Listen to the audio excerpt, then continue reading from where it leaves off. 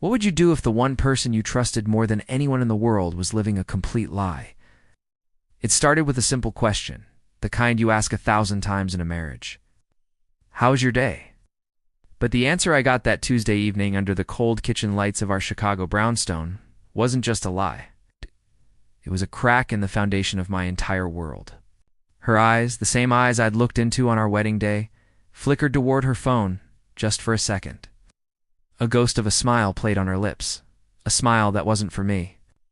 I saw it, and in that instant I knew.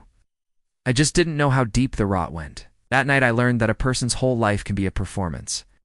If you genuinely enjoy our stories, please subscribe to the channel, tell us where you're from, and what time it is right now. It's always fascinating to know how far our story flows.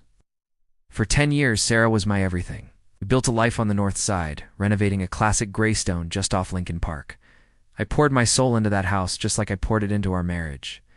I was a structural engineer, a man who believed in solid foundations and things that last. Sarah worked in PR for a high-end hotel chain, a job that involved late nights, client dinners, and a level of social gloss I never quite possessed. I trusted her, implicitly. The late nights were for work. The hushed phone calls were with difficult clients. The receipts from boutique hotels on Rush Street were for corporate events. Why would I ever question it? The first real tremor was a credit card statement.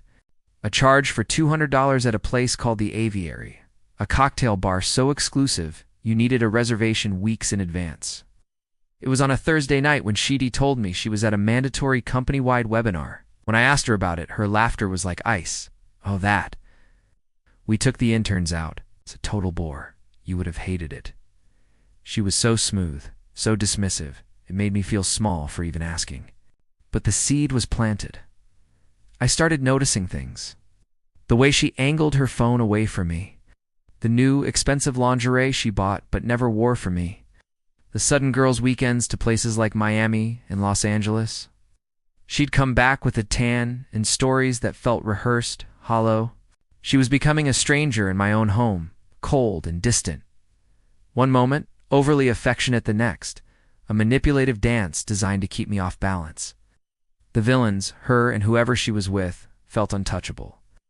They were living in a world of 5-star hotels and secret smiles, while I was living in the quiet hum of a refrigerator in a house that was starting to feel like a tomb.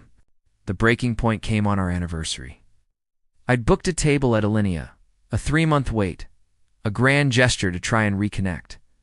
She canceled an hour before, a text message. So sorry, babe. Huge work crisis. Have to fly to New York. Rain check soon. Sat there in my suit, the reservation confirmation glowing on my phone. I knew it was a lie. The certainty was a cold, heavy stone in my gut.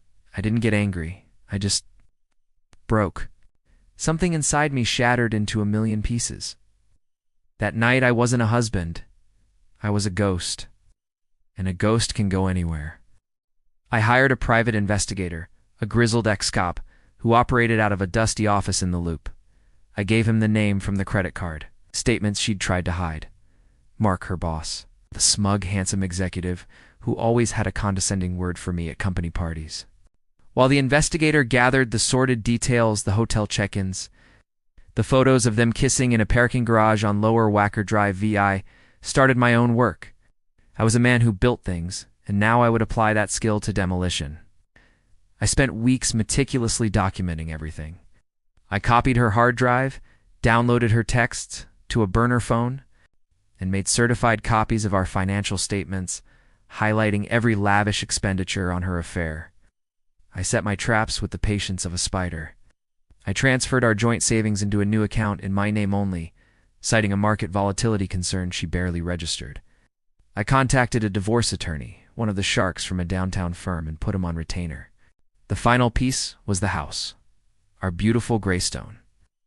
It was in my name, purchased before the marriage, but the increase in value during our 10 years together was marital property. So, I had the house appraised by a friend, who gave me a number far below its actual market value. Then, I had another official appraisal done, showing the true, staggering figure. The trap was set. The public exposure was a work of art. Sarah's company was hosting its annual charity gala at the Drake. Hotel, it was the biggest night of her professional year. She and Mark would be on stage, presenting an award. I made sure their biggest clients, the CEO of her company, and even her parents were in the audience. As they stood under the spotlight, basking in the applause, a single email was sent from an anonymous address to every person on the event's guest list. The subject line, a question of character. It contained the photos, the hotel receipts, text messages, including the one she sent me on our anniversary, and a link to a public document detailing the thousands of dollars of marital funds she'd de-spent on her affair. I was in the back by the bar watching, saw the first phone light up, then another. A murmur rippled through the ballroom. I saw Mark's face drain of color. I saw Sarah's confident smile curdle into a mask of pure horror as she looked out at the sea of illuminated screens. Her entire world collapsing in real time. She was ruined, fired the next day. Her parents, mortified, refused to speak to her. Mark's wife filed for divorce, using my evidence packet as her primary weapon. In our divorce proceedings, Sarah's lawyer tried to fight, but I had the truth, documented and undeniable. She came at me with the lowball appraisal for the house. I presented the real one, along with proof of her infidelity and financial misconduct. She left with nothing but her clothes and a mountain of legal debt. The house is quiet now. Sometimes, late at night, I walk through the empty rooms we once shared. The silence is heavy, a constant reminder of the life I destroyed to save myself. I won. I got my revenge. But victory feels a lot like being the last man standing in a graveyard at the end.